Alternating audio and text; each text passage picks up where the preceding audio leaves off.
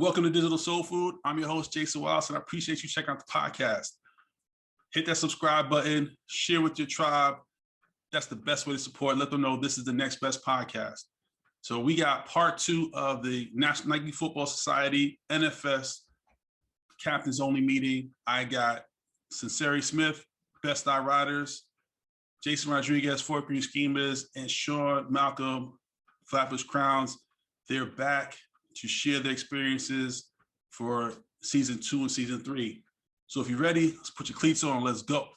Where's my love, mine?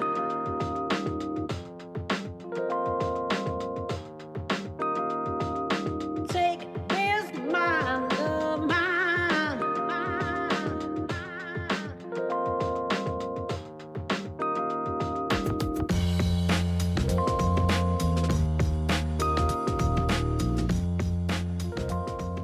So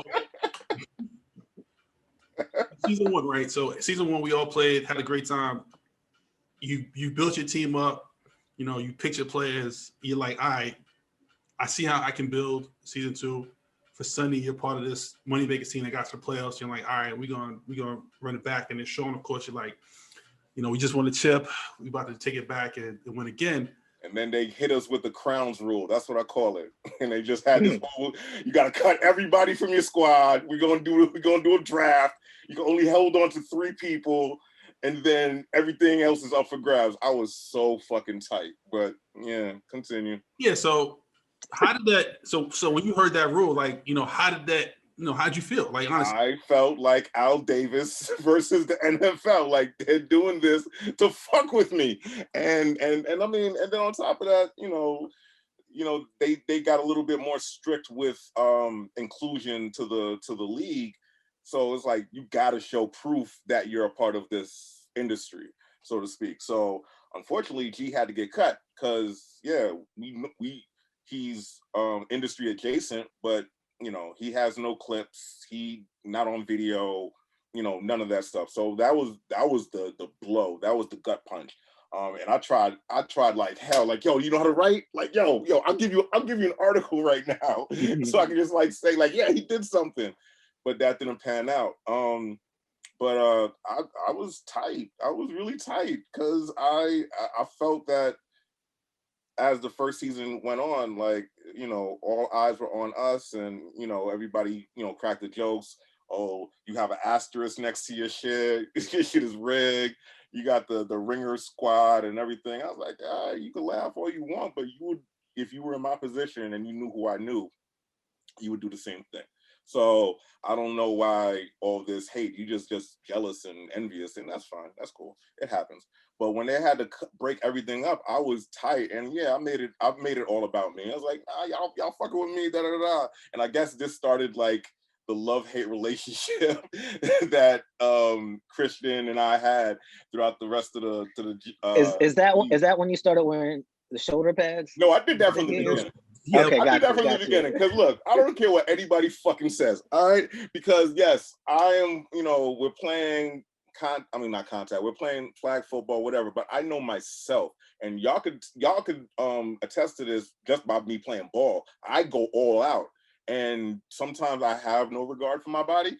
And if I get injured, Nike ain't paying my damn medical bills. So I came with protective pads. I had like the mini protective pads, shoulder pads, and knee pads or thigh pads and everything else like that. That was my uniform. So yeah, everyone cracked jokes about it, but that was my thing. Because I really looked at it like, I know myself. I mean, I probably won't be the best player on the squad, but what I lack for skill, hands, throwing ability, I make up in hustle, and I will throw myself everywhere to make a play. And that's what I did. So knowing that, I just got to protect myself. So that's how I did it. And that's why I did it. So yeah, that shoulder pad thing was the highlight of season 1. And I think in the beginning of season 2, I did the same thing, and they were like, no, stop. You gotta stop doing that. I was like, all right, fine, whatever. I put up a fuss about it, but whatever. But also, like, the reason why we were there was because of the fuel band, right? And so just that too. Accessories, that I was in the best shape of my life back then. And I really thought like the fuel band was really dope. Like I wore like 3 on my arm. Like at Yeah. midnight, I was like doing Yep. this to make sure I was hitting my goals. So that alone was, you know, really phenomenal. Right, and they had like the little mini contests in between weeks, Yeah. in between games. Like if you hit this goal, you as a captain or your entire team will win this or something like that. I remember I was trying to do something similar to that, and like and I still lost. I was so tight, but you know, those little nice, it was those things, those little quirks that just kept everybody in tune and engaged in the league, not only on the court, on the field, but off the field as well. So it was, you know, it was fun. What are we talking about now? We also had that photo shoot in the winter. Jayson, you were there, right? Yeah. Oh yeah, the captain's photo shoot. Yeah, and wasn't so it? I should frame it because that was fun. You know, like it was freezing, but we were playing. That's when we got the spandex, those white and gray spandex. So we had a great photo shoot, which, you know, we'll never ever do again. So I will say this though, outside of like your own respective squads, like the camaraderie us captains had, because we were on the upper echelon of everything, and we would talk to each other on the side about dumb shit, like either high school shit or like, you know, can we practice together? Like we had like all 8 of us, for the most part, we all connect with one another and just like, you know, try to make the league better, or at least make our teams better by piggybacking off of one another. I always thought that was cool. Like I remember Sunny would hit me on the side and tell me her frustrations. Jayson would hit me on the side. Well, Jayson and I were brothers, so that's even beyond that. Like Cam and I would talk on the side. Like we all had this camaraderie where we would just like talk and like have real conversations, because even though we're playing on the field and it's all, you know, play and everything else like that, you know, there's some real shit that we're dealing with that affected us in some way, shape, or form. And we just like, you know, we would talk to our council, and in that respect, our other captains were our council. So I thought that was dope as well. Yeah. So for us, we had our own, we had our group me, right? So we all had a group, we had our team group, and we'd be in there, and I'm sure we still have like all 3 Knuckle Seasons groups, sitting out there. And you guys had your captain's group. So when you got to that, so Nike says, all right, what they did was basically you had to submit 2 names as a captain of people you wanted to keep. And then everyone else went into like the draft, and had a pool, yeah. And you drafted based on last year's your standings. And so new players are added. So obviously the league became super popular. People applied to jump in. You got to nominate some more people, and then some people left because right. And so going into and Nike did it big, right? So went to Nokia Theater, had the second draft, had it live.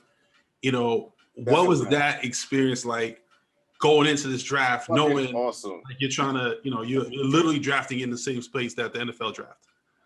Fucking awesome. Like they had it set up where they had the little kids outside the gates and everything, like screaming and whatever. So it really made us feel like we're rock stars and walking the red carpet, like take your picture. I got like mad pictures off of that night. I was great. I can't. They pulled out all the stops with that one. They really did.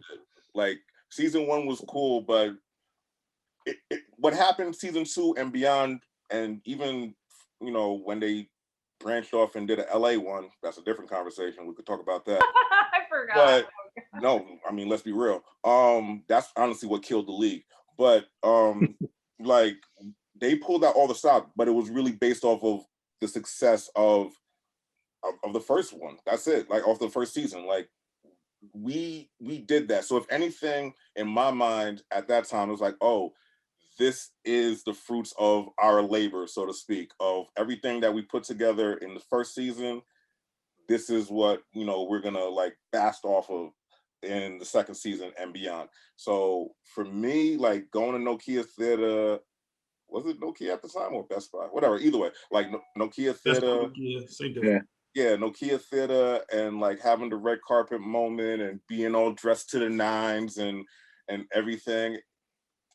Fucking awesome, man. You can't tell me shit. That was fucking awesome. Now, afterwards, the actual drafting process, that was a headache.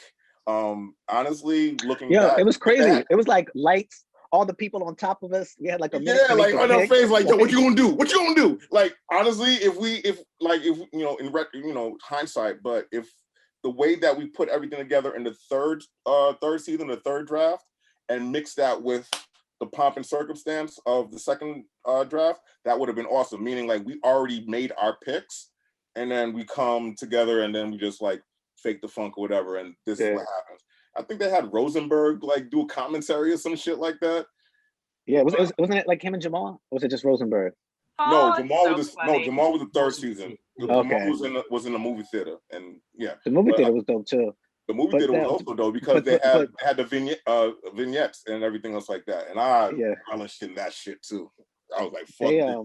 I'm gonna play Darth Vader in this bitch. Fuck y'all. that Nokia one, man, it's fun. I still my wife took mad photos. I have a bunch of photos of me and Sean, and we actually went through them not too long ago. I gotta send them to you, Sean. But like that, so for season 3, when it's at Landmark or Sunshine or whatever, like we kind of knew what to expect a little bit. This one was like completely blindsided. Like they were just like line up. And then like we go and like it's like these kids and cheering, and they're like, this is wild,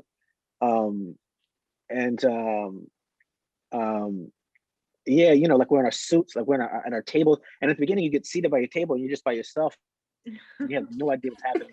Sean was to the table next to me, and it's just like we had the bottle of champagne in front of us, and I'm like, I'm just gonna drink this shit because I don't know what's going on right now. And then it's like you look up, and like the way that the theater's set up, I mean, those seats are right on your back. And I mean, it was very real. Like people are screaming at you. You pick up your team, like the commentary is coming from like the stage, like your draft book is like wet because you're spilling champagne on it. And like the ice is melting everywhere, and it's like they're giving you like a minute to pick. Like it was fucking nuts, man. Like it was a wild experience. A lot of hurt feelings that night. I know that much. A lot of hurt egos. Everybody was. I don't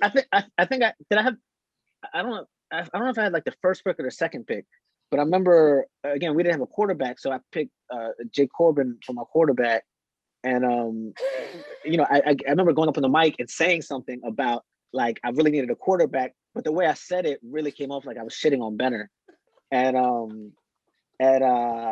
through that first season, like I knew who Benner was beforehand, and like I had even like given Benner like a recommendation for something when I didn't even know him that well. I just knew he moved his work really well, and like we had mutual friends. But through that first season, like he and I became really close. And I made that comment on the mic to everybody, and like afterwards, he came up to me and said something, and I was like, "Damn, like yo, like I really fucked up." I didn't mean it like that. I totally like I was like, yo, son, like I'm half a bottle off of champagne.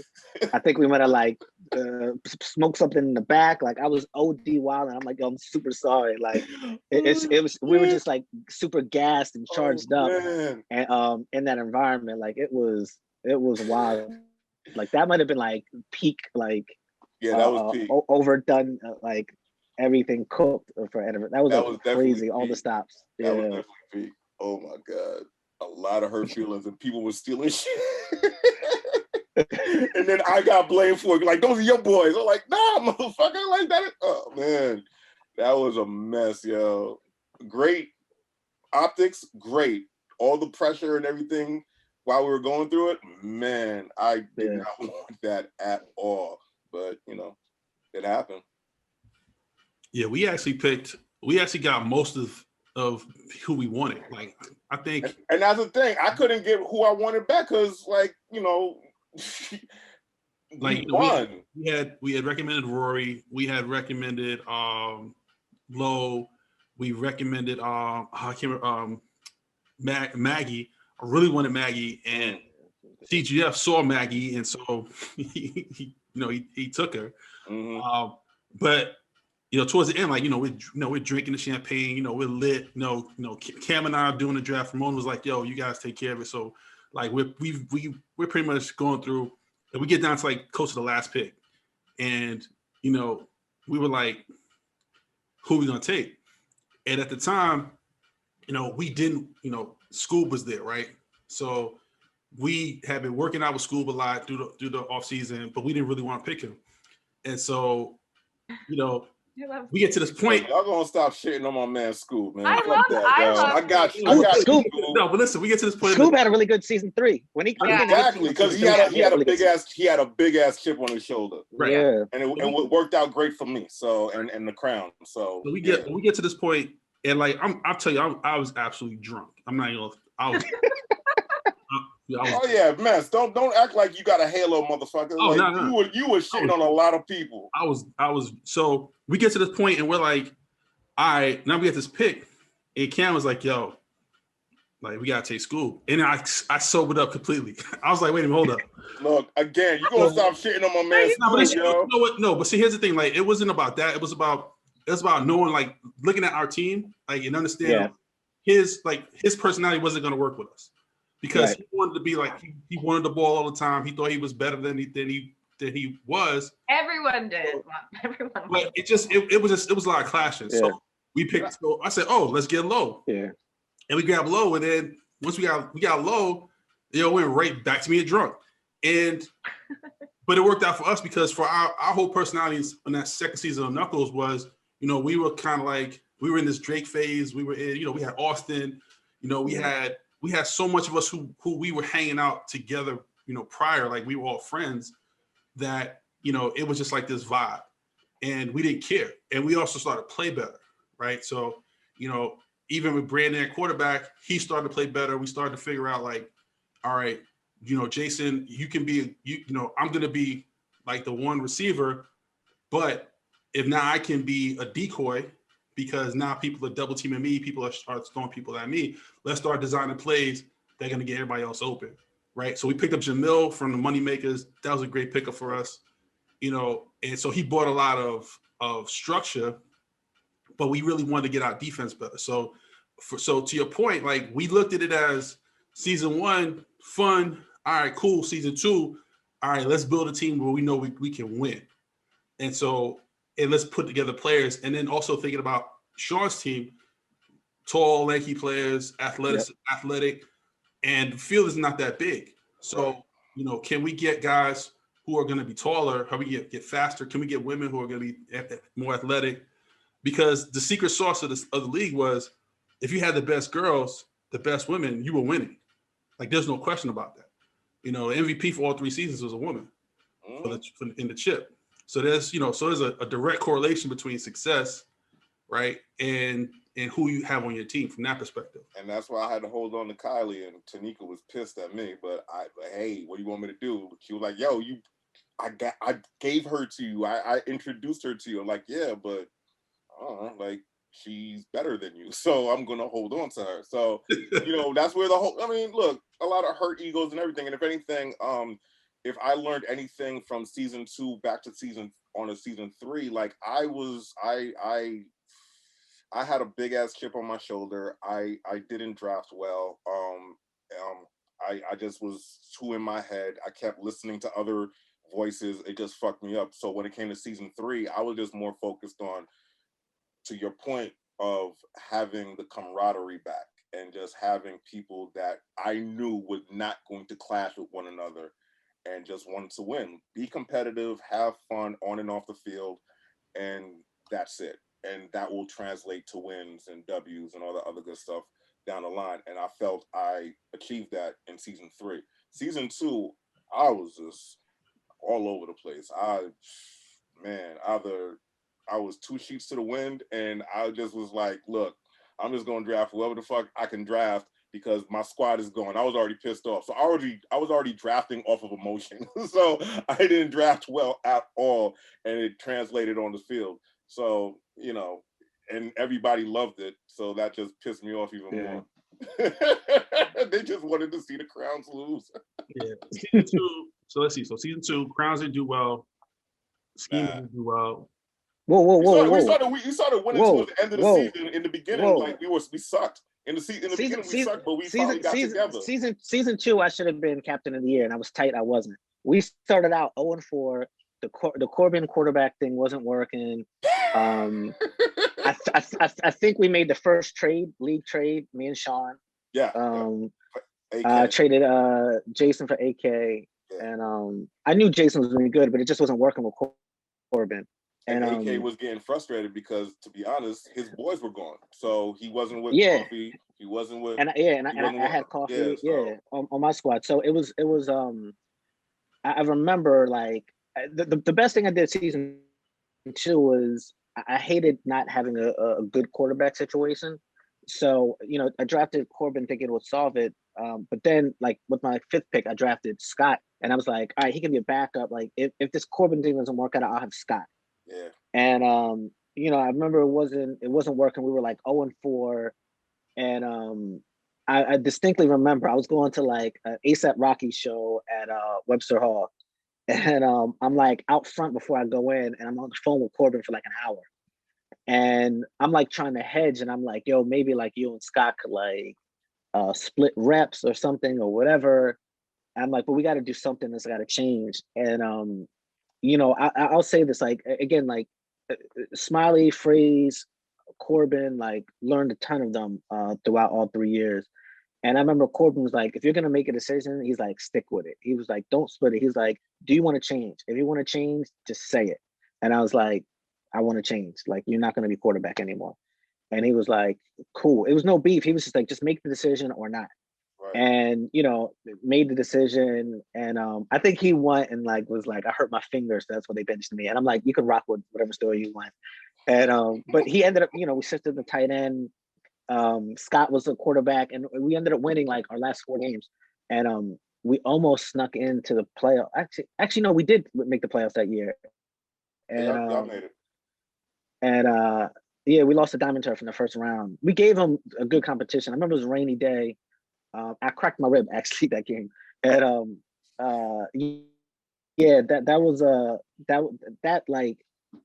like the thing, like a good, again, obviously that's my highlight for season 2. Like we were heading nowhere fast. And then, I had to make like hard decisions to reshape our team from a trade, quarterback position change.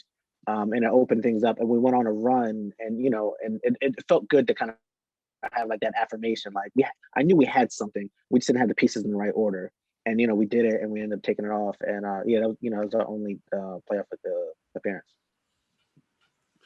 Yeah, I apologize. I totally forgot you guys made the playoffs. Be clear. I should have been captain of the year. I forget. Homeboy got captain of the year.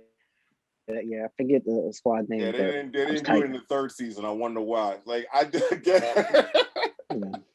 If anything, I deserve captain of the year. Each year it was a declining experience for captains. Like the appreciation of captains kept going down and down. Like, I mean, I'm not gonna front. Like after the 3rd season, if there was gonna be a 4th season, and I know that was like, I mean, I'm sure you're obviously gonna do a deep dive into the 3rd one, but. I'll just get ahead of it. Like I honestly was like, if there was going to be a 4th season, I was just going to hand the reins to Phrase and be like, I'm good, because 3 years is a nice little run, cool, you have some experiences and whatever. But after a while, I just got tired of it. Like I just got tired of the headache, and even though season 3 was great, it was honestly like stress free in the sense of like bickering or anything else like that. But all the other shit that was going on behind the scenes, I just got tired of it. So if there was gonna be a season 4, I was just gonna be like, hey, Phrase, this is you, because I know you wanted to do this anyway. So have fun, and you see how much bullshit this is. But yeah, like, but season 2, if there's any highlight, and I guess you could say. For me, it was just like seeing Smiley's development as a quarterback, as crazy as that may sound, because that was definitely like the lingering question throughout that season. Like, okay, you don't have G, who's going to be your quarterback? And I believed in Smiley to the point where I held on to him. I think he was one of the 3 that I held on to. It was AK, Kylie, and no, it was AK, Kylie, and Phrase that I held on to. And nobody was paying attention to Smiley, but I believed in him enough to like, all right, I'm gonna let you rock as quarterback. And yeah, he was rusty, but obviously, as you saw his progression from towards the end of season 2 and obviously season 3, definitely MVP candidate. Like, that was the highlight for me to watch. Other than that, I was so wound up and pissed off at everybody that I just didn't enjoy season 2 at all. I was pissed at everybody. So, Sonny, you on the Moneymakers. You know, you're rolling. How did you feel about season 2? What was your highlight? I don't remember it too much. I mean, was that the Chris Carter year? Where he? I think that was season 1. It was. That was season 2.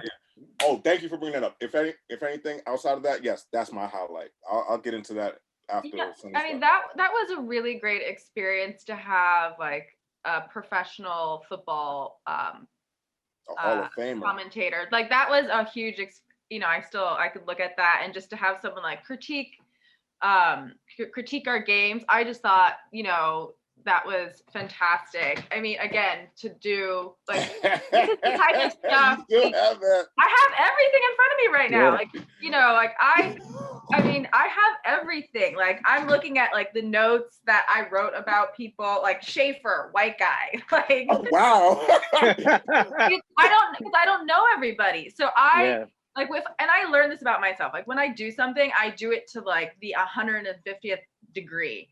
And so I took everything so serious. The combines, I have the top 3 people highlighted, like who's the fastest. And the funny thing, Toby, under Toby's name, I put catching ? You do.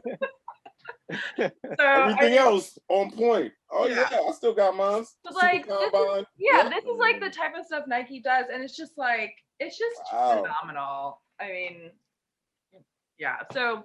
All right, I do. Wait, and funny enough, I just look at Toby's name. Toby, quick, receive it. So let's skip up to season 3, right? So. Oh man, that was make a brand new captain. Like you said, you didn't really know everyone, but now you got to make a decision on picking teams. Like, what was your thought process in going into like, who? I mean, so I knew I needed a quarterback, right? Like that. It's like if you don't have a quarterback, it's just over. So Steven helped me with everything. I mean, like expansion draft. I have like absolute like no, yes, maybe. Right, like Richard, Bodu, maybe. So and he helped me a lot. So I had like a list of who I wanted, and then based on, how it was going, I just prioritized. But again, I went into it like so naive, like this will be so easy, like this is gonna be so fun, and it was not. I mean, it was a great experience, but cooker. It was a perfect cooker. Yeah, and I was just like, I was really honored that Christian thought to ask me. I mean, I just appreciated all of it. And again, like if I was thinking actually recently, I was like, wow, imagine if we were doing it now during COVID and if it stopped. But I was just, fast. I want fast people, like Alexi Perez. Like that was a great draft pick for me. He's like quiet, but he always shows up. He delivers. He's consistent.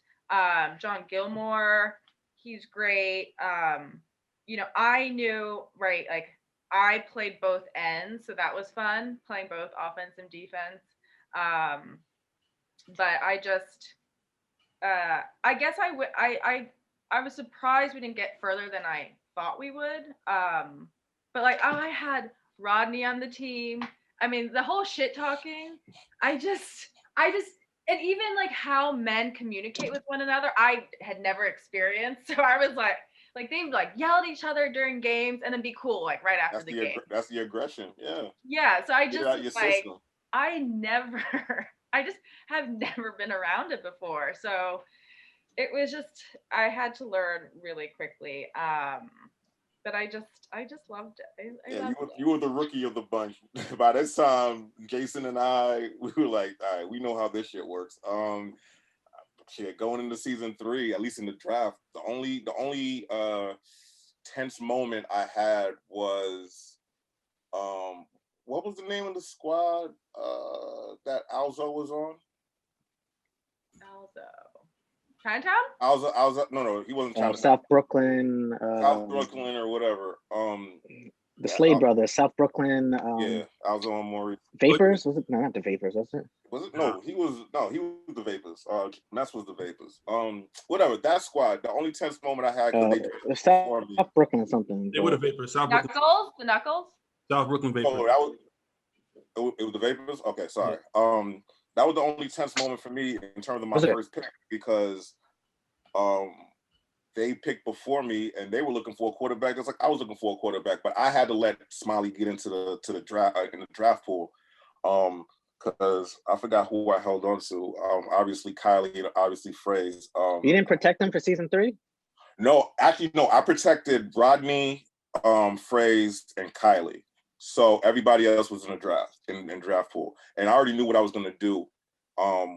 With my first pick was grab up Smiley, but South Brooklyn, they needed a quarterback too. So Alzo kept fucking with me. It was like, yo, I heard you need a quarterback. And like, yeah, motherfucker, I know you need a quarterback too. So that was the only thing. And honestly, the fact that they didn't pick him, I was like, all right, cool. Because once I got Smiley, I was like, I already know what to do for the rest of the draft. And I knew what to do. And I scooped up a couple people that nobody was really paying attention to.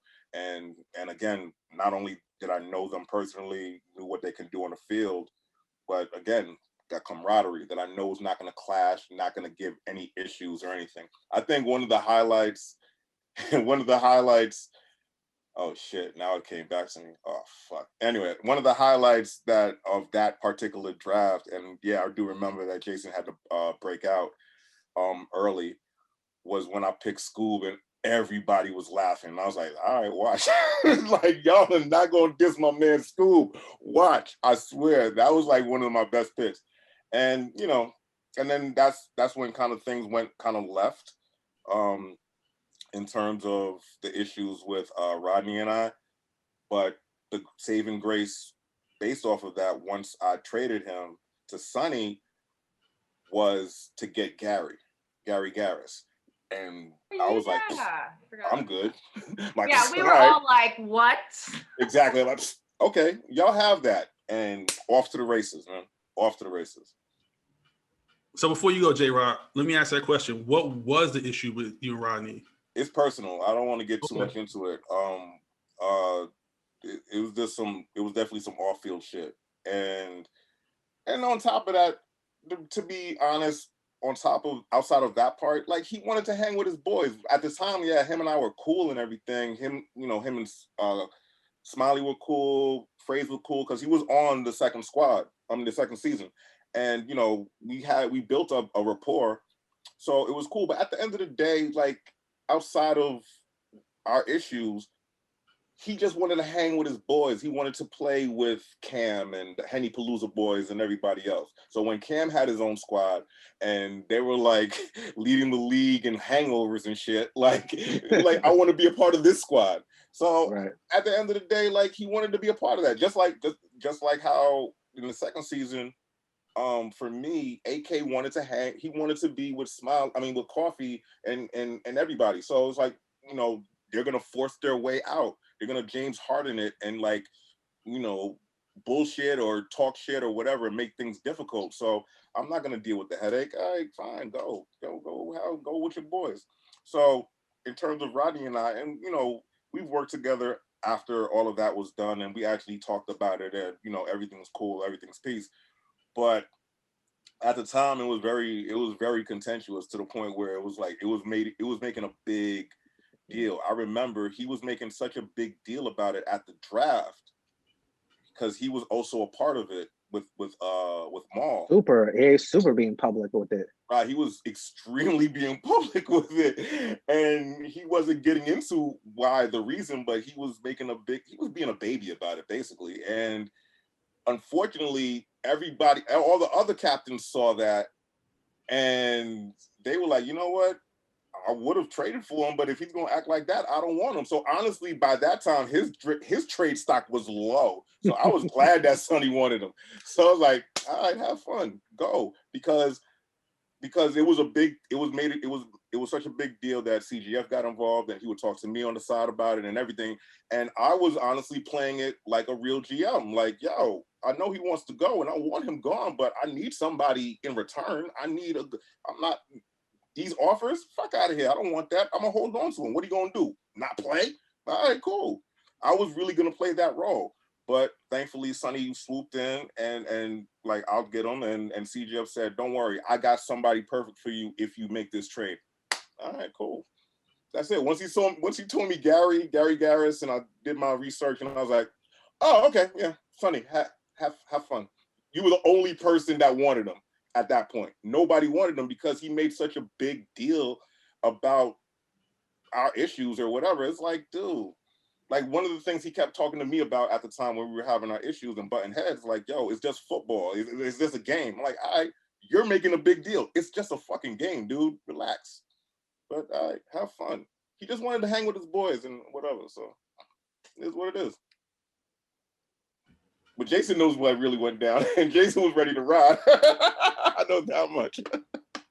Yeah, I felt like it was getting super disrespectful and super personal, and obviously it's like a different time, and you're a different person back then, and I was real heavy in Brooklyn, and I just didn't like it. Yeah, he was. But He was the irony is I like him a lot now. I didn't know him at all then, other than like he was just really good. Now I actually know him and I actually like him a lot, and you know, a fan of what he does. But back then I was just like, yo, like this is like OD personal, like fuck that.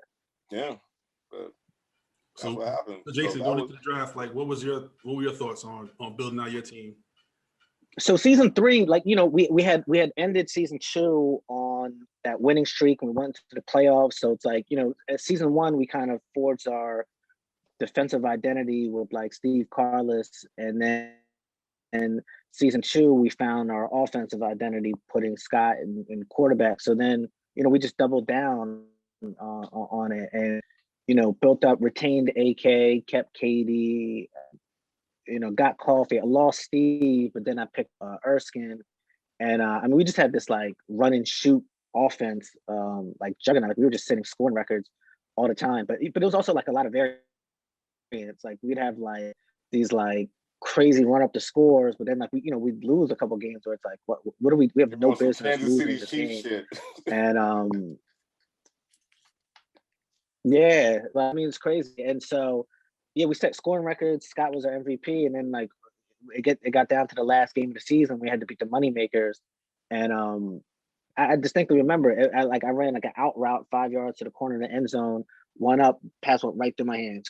If I would have caught it, we would have won. We would have won the end of the game, and it shouldn't even got down to that considering like our team. But I think y'all would have knocked us out too. Yeah, you know, the draft is just like, you know. Yeah, just, you know, and the crazy thing is, yeah, because we beat them. So, like our high point of season 3 was definitely like the Crowns game. Like I remember being like way too hyped, like pregame talk, damn near like losing my voice, being like, we got to be physical, and like, you know, we knew Toby couldn't catch, but he had mad speed, so it's like we kept on like checking him at the line, and we would check like instead of 2 hands, we would do 1. So we would do like that. We would come across and do the opposite corner to really get his like speed off, and then again, the irony is like we would practice with him a lot. So it's like I learned a lot from Smiley and Phrase.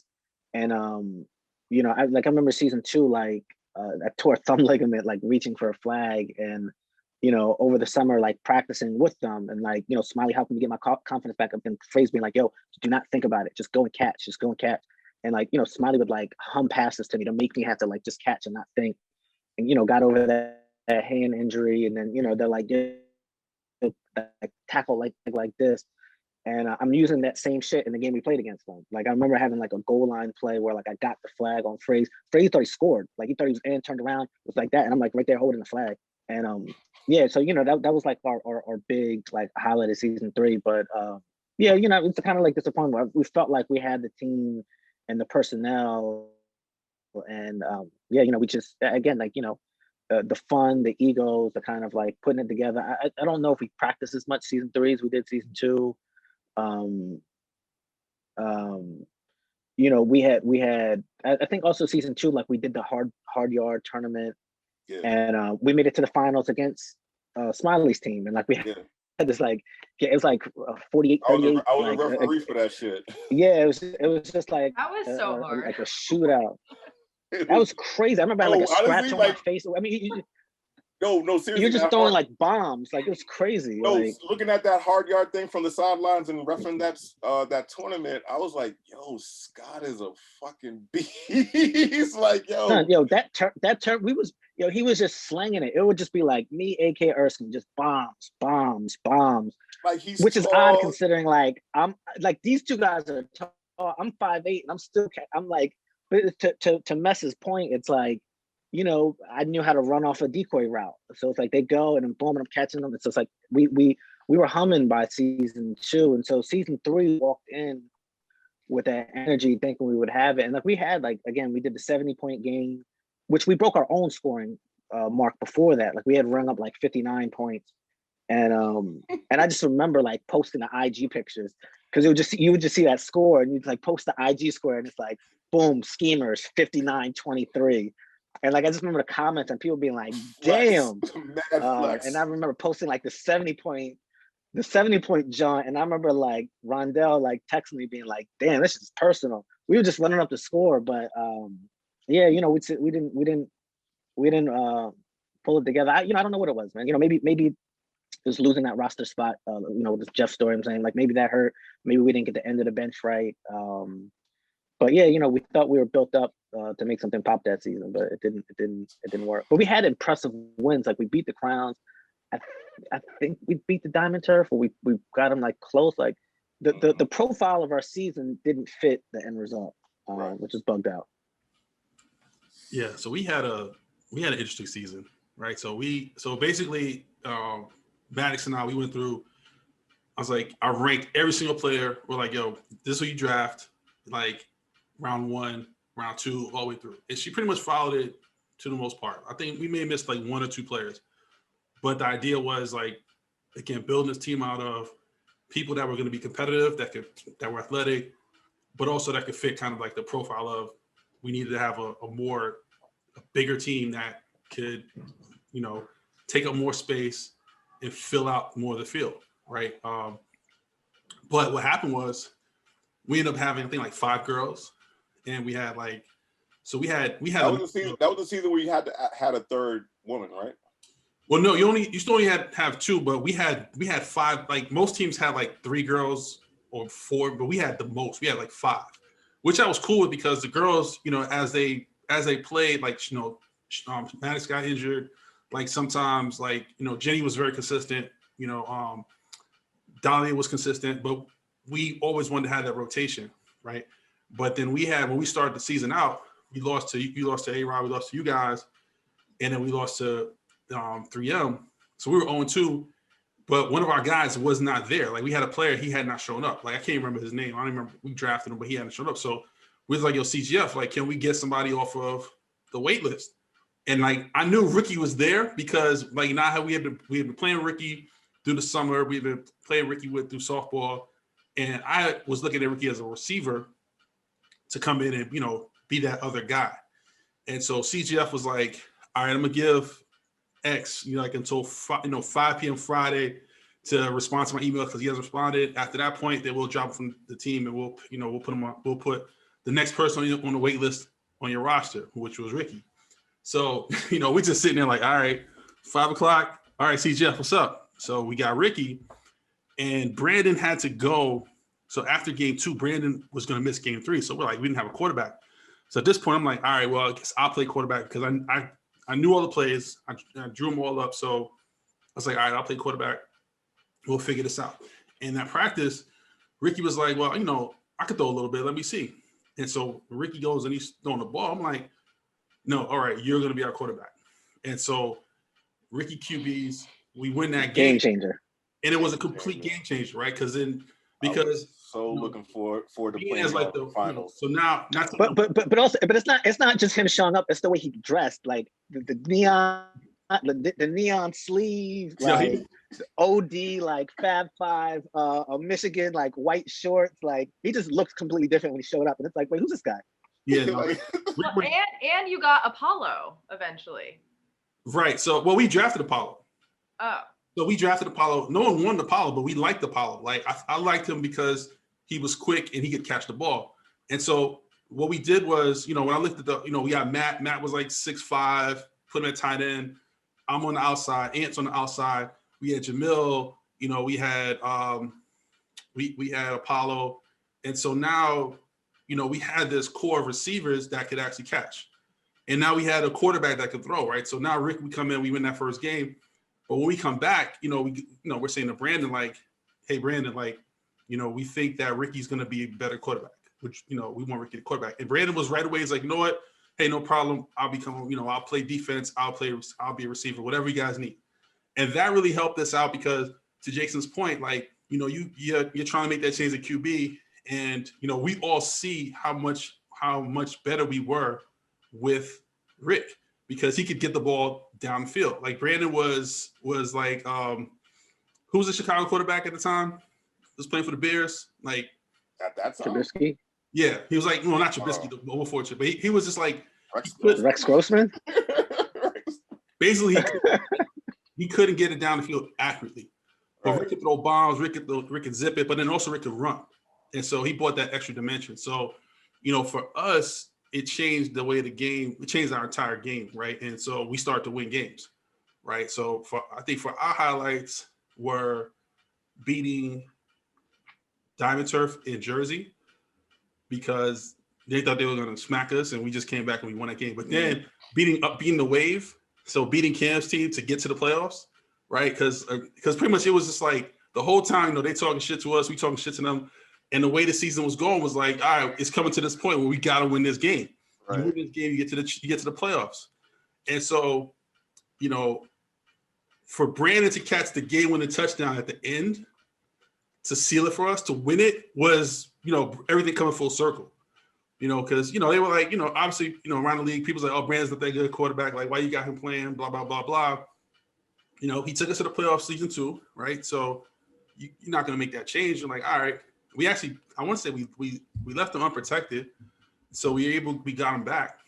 But having, being self-aware and saying, I'm not that good as a QB, and I'm just going to go ahead and just play wide receiver and then catch that. And that's one of the pictures that, we have that they took, like him catching that touchdown to clinch it for us. So I guess that was a highlight. And obviously going to the playoffs, so beating 3M in the playoffs, that was another highlight because I had not beaten them up until that point. I was so tight. I was looking forward to playing y'all in the finals, but I got bruised ribs that game, so that was terrible. Ernest tackled me and I ended up, getting bruised ribs. And then we lost in the chip. So yeah, it was a great experience. But I say, like, what is it? Bringing it to a close, like, what was your greatest experience, like the greatest moment of NFS? Like, and it doesn't have to be necessarily your moment, but like, what is like one moment that you can remember that was just like, yeah, wow, like this is crazy? Being on MetLife and stunting on a jumbotron, like that. Like they wanted us. If for the most part, Nike wanted us all to feel like we are the professional athletes, and they wanted to give us that experience. And once you like you're dressing in the locker room that Super Bowl champions have been dressing in, you walking on the field that Super Bowl champions have been walking on. And I'm not even a Giants fan. I'm a Jet fan, which is another problem in itself. But still, like, you feel like you're with them in a sense. So that was an experience. That experience alone, I would say there were a lot of highlights for season 3 for me, but good positive ones as well too. But I would say that was like the peak. It would have been great to like celebrate on the field, winning it all, but that didn't happen. But still, just being on the field and having our squad like just have their names called out to like run onto the field, like I couldn't take that. Nobody could take that away from me. So that was probably the highlight. I agree. I think that was okay. a highlight for me too. I just think just the fact that we all met, right? And like you guys know I'm in the art space, and I'm like, we are in a society, and we can continue to do like phenomenal work together and like push culture. So just that in itself, like I have just enjoyed like learning about what everyone does, and their own influence, and how they're change makers, and obviously what you've been doing, Mess. It's just so fascinating to me. And so I tell people I did COVID before COVID existed. Like when I first became an entrepreneur, it was so isolating. So to have done NFS right when I started my entrepreneur career, it came at a good time, because I was like, it was just like, this is my time to get out of the house and to like be around people. So it was just like, it's just an amazing experience. And like I said, it's on my resume, and I love talking about it. Yeah, I mean, it's truly incredible. I think like my like team kind of highlight takeaway from all 3 seasons is like, there's a different type of happiness each year. Like there's a different happiness when you're just happy to be there, which was season 1, and different happiness with season 3, where we had this expectation and super competitive. But I think season 2 kind of transforming from one to the other, that kind of really was a takeaway, and kind of like seeing our group come together. And then like for me to take away personally from that, just finding your voice, and finding like, keying in on things that you realize are like real leadership, right? Like listening and being firm when you make a decision. And I ended up like, I know there was no season 4. So when that ended, prior to NFS, I still do. I played on a really competitive softball team. And it's a team that was together for like 6 years before I joined. And I played on that team while I was playing in NFS, and then NFS wrapped, and the guy who ran that team moved to Florida, and he was like, "Yo, I want you to run this team. Like, we want to keep this group together. Like, you know how to be a captain, so manage this team." And then I still run that team, and just even dumb stuff like me and Sean are on a fantasy team. I'm the commissioner for that league. And it's like, it's dumb, but like there's times I have to like veto a trade and give like a paragraph answer for like, this is why this trade is anti-competitive. And I feel like, I'm like, am I taking this shit too serious? But it's finding that like space of like, creating an environment for everybody to have fun, but also like challenging people, and also, trying to find like a fairness. It's become like a see-through for me. So it's like every group I'm in, I'm either like the captain or commissioner. Like I just find comfort in it, and I'm like really quick to be like, hold on, I got it. And and that's straight to Sunny's point. Like that's straight from Nike, and I talk about it in every like job interview or every experience. That's the starting point I could trace it from. Yeah, I would say for myself, my dad is a Giants fan, right? Grew up, which is why I'm a Giants fan. And so it was amazing to. I know, boo too. I'm an Eagles fan, so I'm definitely no G-man. That's so unfortunate for you guys. But it was amazing to have my dad come to MetLife Field to see the trophies, to be in the building, to see me on the field, right? And to see his son, like, obviously, like football was my first love. I would have played football out of high school, college, whatever, before playing basketball. So, for him to see that, for him to experience it, being the opportunity to meet Victor Cruz at one point through Nike, through NFS, it was like being able to give him that made me feel good. And so, that was like, for me, like the overall highlight, but then meeting you guys, right? So, making all these friends, and these lifelong relationships that we've all built, you know, and looking across the entire league, you know, being able to reach out to people that, you know, hey, like we're connected through this society. Like we're all, you know, we're all part of this crew. And not so much, you know, people where felt like, oh, well, it's like this clique. It's like, nah, like we just played on the field together, but then we spent so much time off the field getting to know each other through the brunches, through drinks, through, you know, whatever, where people started businesses, people got married, you know, people, you know, ended up just, you know, becoming friends because they were just literally on the team together.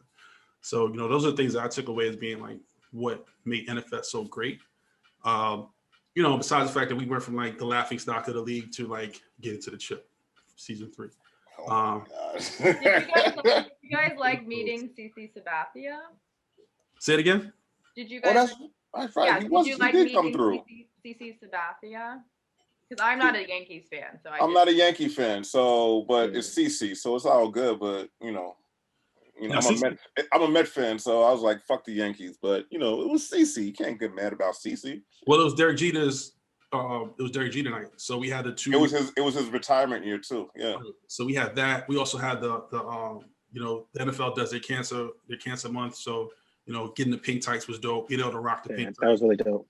You know, that's a great look. I still have my pink gloves. Pink gloves. Yeah, I still got those. Hey, look, there they go. Sonny got them. I mean, I still have this. Damn, Sonny came prepared. I take everything seriously. I'm sorry for being late. No, I'm the same way. I just didn't have. All right. No. I wish I was at the crib. I'm out of my basement. That's all I got. That's all I got. Cribs. I'm empty. I just have my memories. Like these things are really sticky, so I'm like, well, now I have a whole different perspective on football players. I'm like, it was easy for everybody to make their Odell Beckham one-hand catch. Yeah. Like, how are you dropping the ball? Like, how do you drop the ball? Toby, how do you drop the ball? Nah, it's all good. All right, so where can we all find you guys? You know, people want to follow you on social media. Sonny, we can start with you. I'm at Sunserae, so just my first name. And yeah, please follow me. So actually, I should have said this at the beginning, but I make a concerted effort to buy and sell from Black and Brown artists. So please follow. It's my job to make sure that they are highlighted and celebrated because they are some of the most phenomenal storytellers that we have. And so it's really important to support our artists. Here. J-Rock. Yeah, follow me Twitter, Instagram. That's the two I'm most active on. At Jayson Rodriguez, JaysonRodriguez. I also have a new newsletter that I started at the top of the year, Backseat Freestyle. Yep. I think it's pretty dope. It's a weekly reported essay I do. Plus, I kind of curate new music videos, podcast recommendations, and cool articles to read. It's backseatfreestyle.substack.com. Yeah, that newsletter is pretty dope. Like Thank you, my brother. Yeah, I appreciate that. Every episode, every time I see it drop in my inbox on Fridays, I'm like, oh, okay. I got some reading material. All right. I love it, my brothers. Thank you. Sean, are you at Darth Vader at Evil Empire? which fuck you. Underscore BK. It's by Sean Malcolm, BYSEANMALCOLM all together. So just on Twitter. So that's where you find me. My public musings about everything that's going on in the world and whatever's in my head, and obviously Nets Twitter, baby, Brooklyn Nets. Well, I appreciate you guys coming through. Yeah, that's right, Knicks fans. Don't say shit. That's right, motherfucker. I'm a basketball fan. Yeah, sure. It's all right. I'll invite you to the parade on Flatbush Avenue. It's all good. Look, y'all made a great trade. I think, but I still feel like my point that I made about this whole trade is still valid. Is that you got to win the chip. Like anything short of a championship is a failure for your Brooklyn Nets team. Anything less would be uncivilized. Yes, I understand. You sacrifice so much to get where you are, and I understand like the regular season is gonna like he's doing what he's going to do. just come on this side, man. It's Well, okay. It's okay. listen. Just come on. Just come over the bridge. It's okay. It's Yeah. all right. There's We'll accept you. I'm right by the Williamsburg. I mean, us as a borough, we accepted everybody else, unfortunately, but we'll accept you too. Wow. It's okay. Hey, but I do think we should get an NFS reunion game up. I definitely want to see how we can do that. I mean, I don't know about a game, but I'll definitely play the sidelines. Not serious. Obviously some fun. No, don't say not Always serious. serious. It's always gonna be serious. Don't Always say serious, that. yeah. Come on now. I mean, I see Cam running around. Now that he's in LA, he's doing a lot of flag football stuff over there.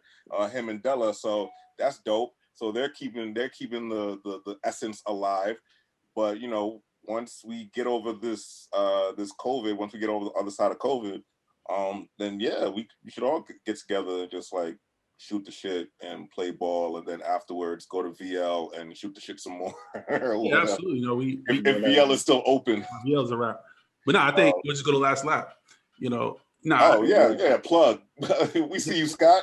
But I think, I do think because we've been so isolated through COVID, it was a great opportunity for us to all just come back together and just have some fun. Nothing crazy. Let's throw a ball around a little bit. No, but like for me, like again, like when I was telling you, I was like shifting things in the crib, and I was gonna put this in storage and stuff like that. Just like holding it and just like putting in the box, like a flood of memories just like came rushing back, and it doesn't help that my iPhoto is on tilt, so I have like mad pictures from those 3-4 years of NFS, and it was probably one of the best times in my entire life, and it was great, not only on the field but the camaraderie off the field with new energy, new people that I met that, like I said, that I still fuck with and do business with or work with to this day. It would not have happened if it wasn't for NFS. So I always thank Will Perkins for giving me that random email, like, yo, we need 2 more captains. And he hit Jayson and me up, and it was like, all right, cool. If it wasn't for that, who knows? I would probably be on the outside looking in, looking at all the back and forth on social media, like, what is this NFS? What is this NFS that everyone's talking about? Like, what is all this that everyone's talking about? But I was definitely blessed and privileged to be a part of it from the ground up. So I'll never say a bad word ever about NFS. It was a great experience. I love you, CGF. Shout out to JD and Darren Ryan. Definitely JD and Darren. Definitely JD and Darren, because this is their baby. If it wasn't for them, none of this would have happened, to be honest. But outside of that, love you, CGF.